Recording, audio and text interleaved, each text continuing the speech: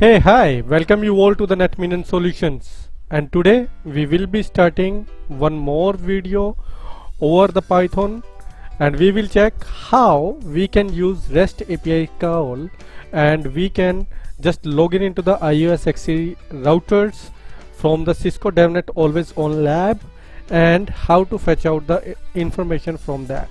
And that is the power of Python, that is the power of automation, which we will be checking by today. So if you will talk about what all the topics which we are gonna cover in this video is why we are preparing this video, who is the audience for whom this video is more useful, we will talk about that, why APIs all over this diagram is now following up. We will be discussing about what is CRUD. We will be discussing about the practical task from the Python, and we will be gonna cover 3 tasks. Okay, and till last please watch it so that you can have all the information in this video. It might be little bit increase in the length, but you will get a very good stuff in the last. That is my commitment with you. Now if you talk about why this video, why we are creating so many videos on the automation, why NetMinion is focusing on that. This is a stat which is captured from the Cisco itself. Okay, and you can see here even Cisco is providing that up to 95% of the network changes that are done manually can be reduced when we are using automation, right? And whatever the errors that are coming for these kind of things in the manual stuff, the repetition work, that can be reduced with your automation. So we can say any type of network can use network automation, either it is hardware, software based solution, whatever.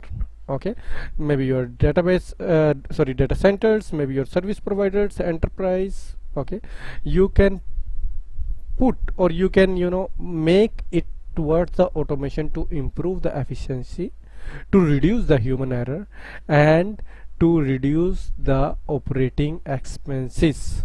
So automation is damn important for all of them who are in the networking field or who are having the networking security kind of job. Either you are into the maybe FI administrator, maybe you are a network administrator, maybe you are a security administrator. This video is directly for you. Okay, now let us talk about APIs. Although we have talked about APIs in our past videos as well, but let me tell you about the API once again. So if we talk about what is the full form or what is the abbreviation known as API, is application programming interface.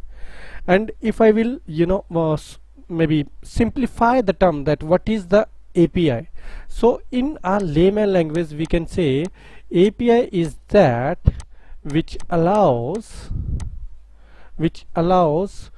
two applications to interact with each other.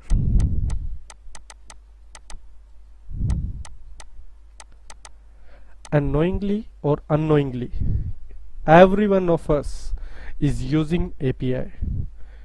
Every time when you go and you use the app like Facebook, send an instant message, check maybe weather information on your phone, what is that? You are using an API, right? That program, which is the app, is not having the direct connectivity over the satellite. Maybe it is interacting with some third program, maybe some fourth program, who in the last is having the satellite information, who is capturing the satellite information, and that is coming to you. Maybe if you are using Alexa, what is that? If you are controlling your bedroom lights, your hall lights, or maybe whatever, using Alexa means you are commanding over the Alexa. Alexa is commanding some another program. So one program, one application is talking with another application, and that is known as API. And when we are talking about API in today's video, we will be focusing on REST. So it can be REST, it can be unified API, maybe a number of APIs are there. We will not be able to cover each and everything over here in this particular video.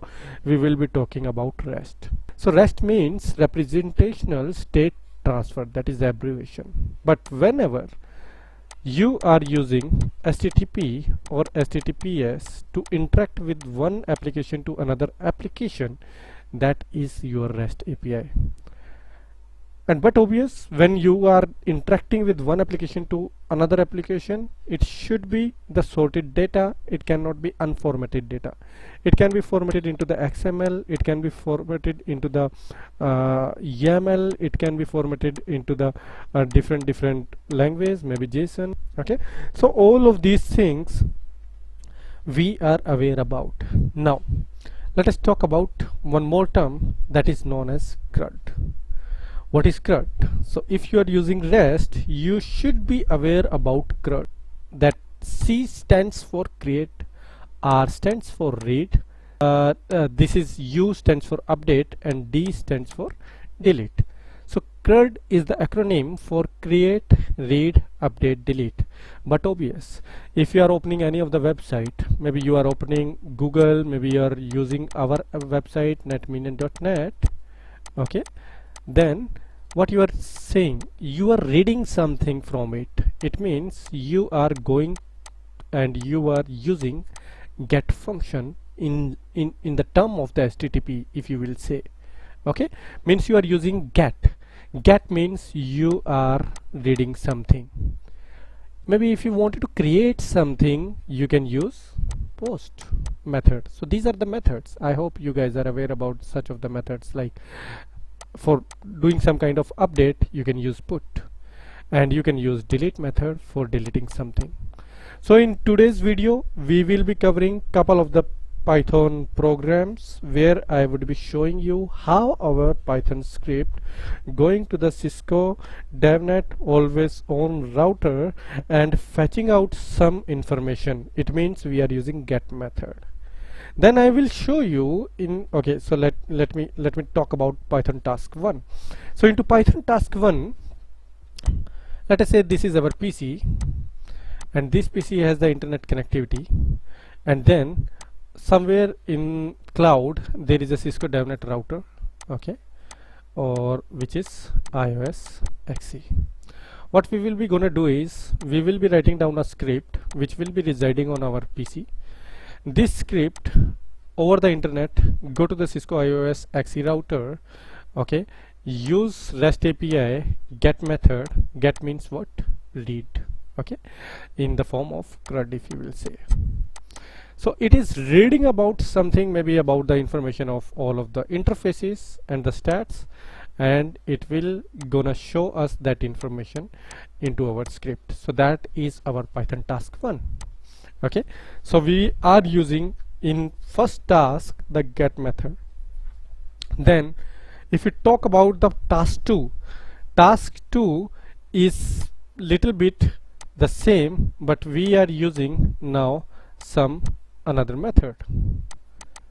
So this is your Cisco iOS XE. Again through the REST API, we will be gonna interact to Cisco iOS XE. We will be gonna create a script, but this time we are not just fetching out the information, but we will be creating an interface. Maybe one interface, maybe more than one interface, by introducing the loops of Python. Okay, by the way, there are 2 loops in the Python, while and for. We will be using for loop, okay, to create couple of the interfaces onto your iOS XE. So it means we are using create, okay, in form of CRUD, and in form of HTTP verb we can say that this time we are pushing, or we are using the push method, okay, sorry, post method, okay. Then in the last task, what we will be gonna achieve is we will be again writing down a script over here into our PC, and over the internet we will be again just interacting with Cisco iOS XE router, which is always on lab on Cisco DevNet, and then we gonna delete the interfaces. Okay, again it can be one interface, two interface, three interface, as per your script, whatever you are writing down, but we will be gonna achieve that task. Now this will be using delete method if we talk about the terms of HTTP verb, or if we talk about the form of CRUD. So we have talked about a lot about this stuff. Now let us just jump on these of the scripts and let us see how it will be gonna behave when we will be using these kind of scripts. So this is Sublime. Okay, into this script we have write down like 11 line of codes which will be gonna interact with our iOS XE router and will be finding out some of the information for us. Again, when you are using API, okay, somebody is writing down that API, and here because we are using Cisco iOS XE for the REST API, it means the developers are the Cisco team, and whosoever is writing down this API, they are providing their own rules. So if you wanted to use those API, you need to obey with those rules. Here when you need to interact with Cisco iOS XE router through the REST API, you need to provide that, okay, what is my username, what is my password, and couple of you need to provide key and values in the form of headers. So if you have watched my previous video where I used Postman, the same thing I explained over there as well. The same way, in a same way, now this time we are using on the Python script.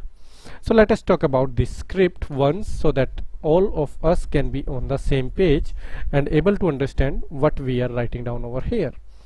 So we are importing a package known as request, okay, and here the username, password we are providing over here. Then this is our pure what is in the cloud Cisco iOS XE link is having. So you can see that in the cloud there is the cisco.com, this kind of link over the port 9443. Then we are using REST API, and all of this link is available on the Cisco site if you wanted to see. Then as I told you, if you are using some kind of API for any of the device, it depend upon device to device by the way, then in the headers you will be gonna use some of the keys and values. If you see, we are using first key name as content type. Here in the content type we are providing that what kind of the application language can be there. Okay, then the same key we are providing over here in the form of accept, where we are providing the application and yang data JSON. Okay, what kind of language we are providing over here. Again, these headers will be gonna change as per the device. If you are using Cisco DNS Center, then you need to use tokens also. Okay, so it depends how that particular REST API is designed for. As per the requirement, you need to obey the rule. It is bit like in which country you are going. As per that country, you need to, maybe if you are driving the car, either you need to go towards the left side or to the right side. Okay, to which side you need to keep your car in on the lane, it depends upon the country rules. Similarly over here as well, when you are using API, you need to obey the rules. Whosoever has deployed those or whosoever has created those APIs for the usage. Here you can see in the response we are providing response, by the way, is nothing. Response is your variable. So in the left hand side you say username variable, developer is a value we are putting into it, password again a variable, the Cisco 12345 we are the value putting over it, and again you can use any of the name over here, but according to Puppet style guides you need to be use such a significant name that if you are watching out your program maybe later on, you should be able to understand that what you have write it down over here. It should not be like that okay, when I was writing down the code, only me and my God was aware that what I am writing, and post maybe one month when I am watching out that code again, it is only my God who is aware about the program. Even I also not aware what I have written down. So To avoid that kind of situation, you may use comments in the Python, but again it is a very small line of codes which we can able to understand, grasp at one look. So that is the reason I am not putting comments over here, but yes, the good practice is always use comments also.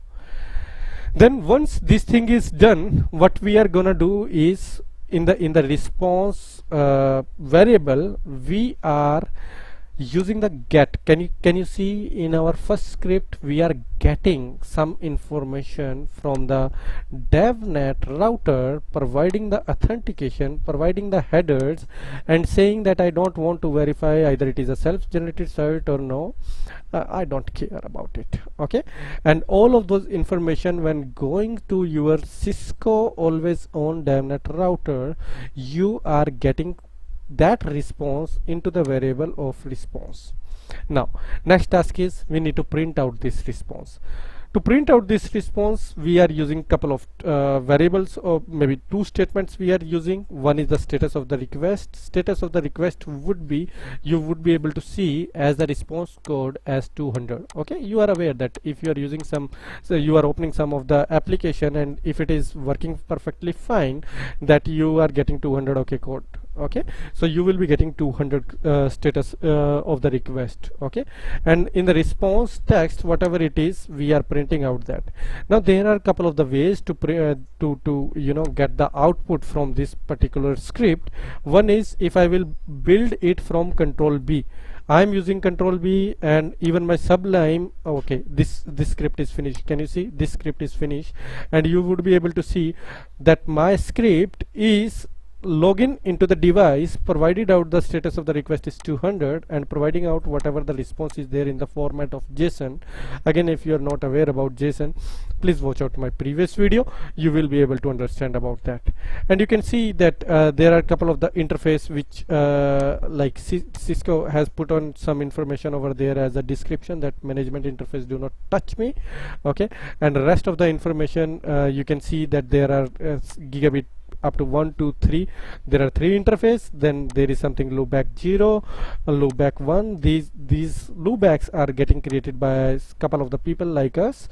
Okay, and you can see how we are creating a loopback, or what is the format. So if you see, this is the whole of the format when we need to add any of the interface into this particular device.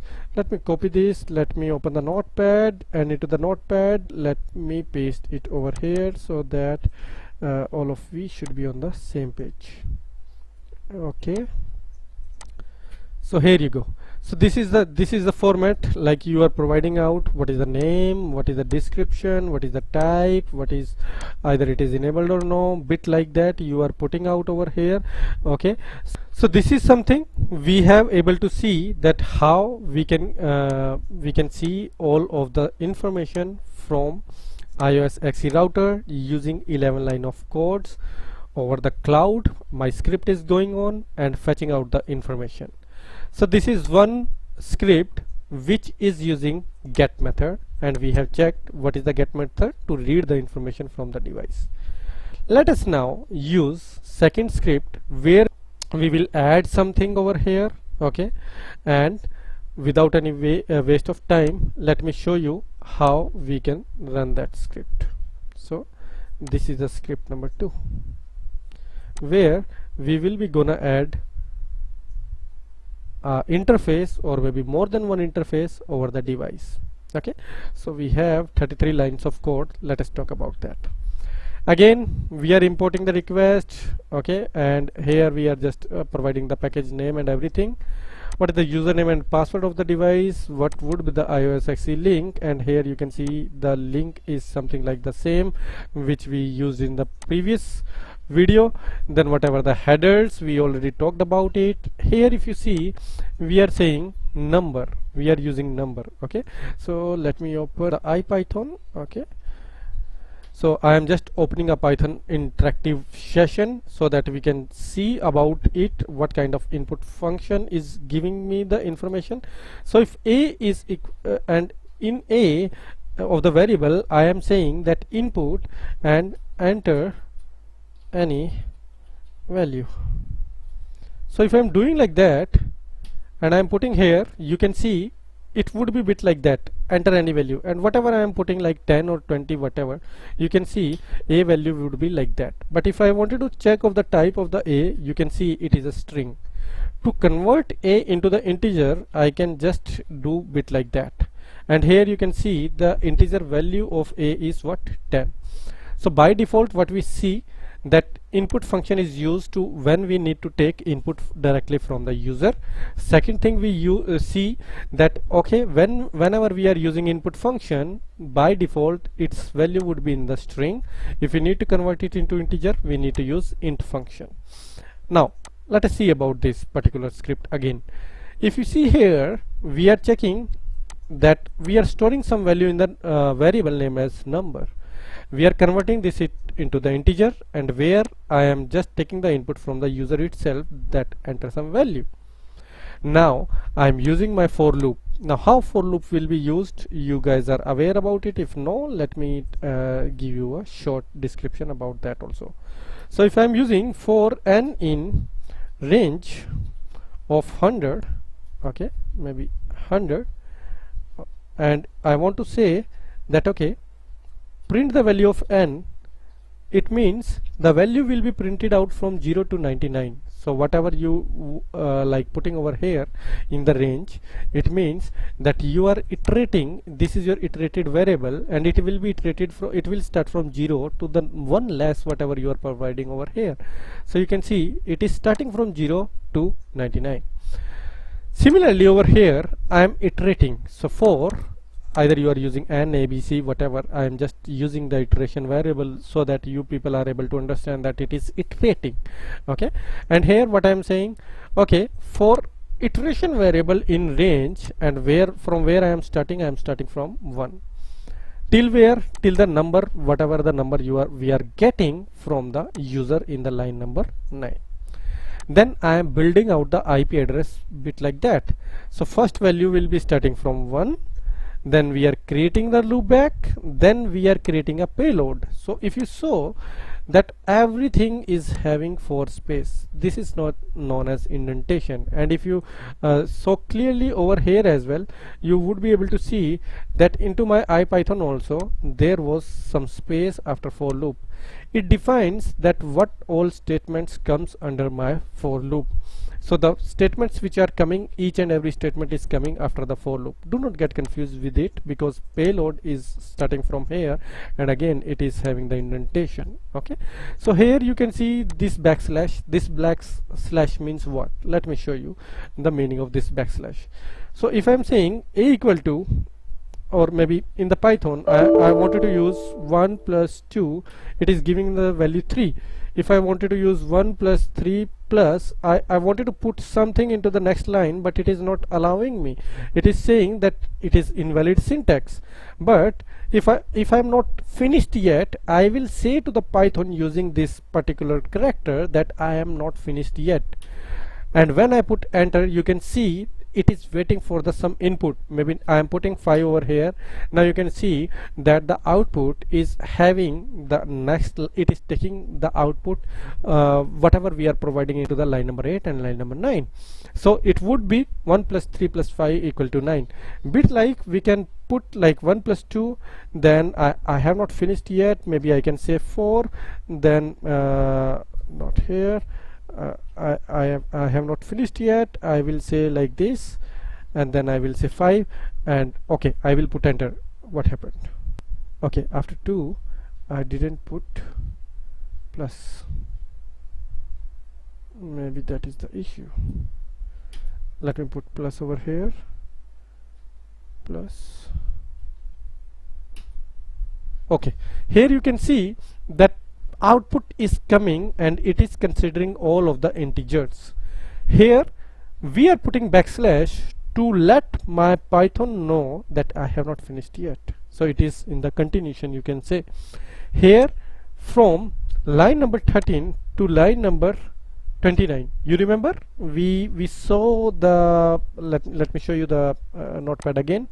We find out that how to put, you know, some kind of interface. So we are putting our payload in the same format. So this is the structure of our interface.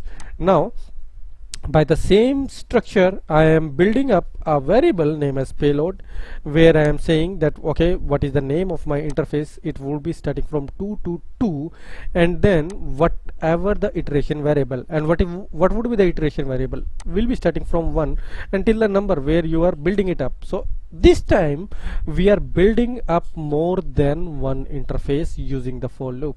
Okay, then similarly we are building up the IP address as well, and net mask is /32, but obvious. Then we are logging into the device using our authentication methods, using our you can say the link, and this time what we are using post method when connecting with our device. Post that we will be checking the status code, and you will feel like that okay, the status code is bit different in this scenario. What would be that I will be showing you in a couple of minutes, and then we are printing out what is the response text. Okay, without any delay, let us run this script, that is test1, from my command prompt. Okay, I'm to the desktop. If I wanted to run the script, I need to go in the Python, then test1.py. When I will enter this, are you able to see this value? This is on the line number 9 now. It is asking enter the value. Maybe I wanted to create 5 you can say 5 interfaces. Okay, to create 5 interfaces I will put the value 5 and put enter, and can you see it is saying it is creating 1.2.3.1, 1.2.3.2, 3.3, 3.4, and status code is 201. It means it has created all of the loopbacks successfully. Okay, so let us see the value of these loopbacks now through our script which we created earlier. Okay, so through our test script where we were able to find out all of the stuff, let me press Ctrl S and Ctrl B, and you will be able to see that these interface 1.12.3.4, okay, 2224, because it will be starting from where? It will be starting from 1, 22221, and it will be ending to 22234, and you will be able to see the last subnet is 4, last IP address octet is 3, then 2 for 2 and 1 for 1, and all of the description you can see that net minion adding using restconf, whatever we have used in our script. So, okay, now in our last script we will delete all of these things through the script. So what we are doing, again we are using the same username, password, and the end of the stuff, and here if you see what we are using that okay, whatever the number is there, whatever the your interface name is there, and what we created here is 222, right? So let me convert it into the 222, otherwise it will not able to delete this. And then in the payload I am not using anything, and in the response if you see I am using delete, right? And same way this interface name will be used over here, that what interface I need to delete out. So where I am converting it, I am just creating it over here. Okay, and whatever the status code, that would be represented to me, and it will be printed out all of the information. Okay, so let me just run out this script also. So let me put test2, it is asking for the value, I am putting 5, and here it is saying that rejected status code 204 for rest of the us, and let us see what is the value. So it is saying 409, this configuration database is locked. Oh, so sometime it happens that you can able to find out such kind of like error, okay, because your script is running so much quickly, and maybe iOS XE router not able to handle it over the lab. Okay, so let us run it again. You can see this time it is deleting all of the stuff which we created earlier. Only one which was deleted earlier is not deleted again, and you can see the status code is 404 this time, which means that whatever you are looking for is not found. Okay, but let us go to our test, and earlier we were able to see 22224 from 2 to 1. Let us see Control S, Control B again, and let us see that either these interfaces are there or no now, and you can see no, these interfaces are not there. Okay, I hope this video is good for you, and if you feel it worthier, please like, comment and subscribe. Have a good day ahead. Bye bye.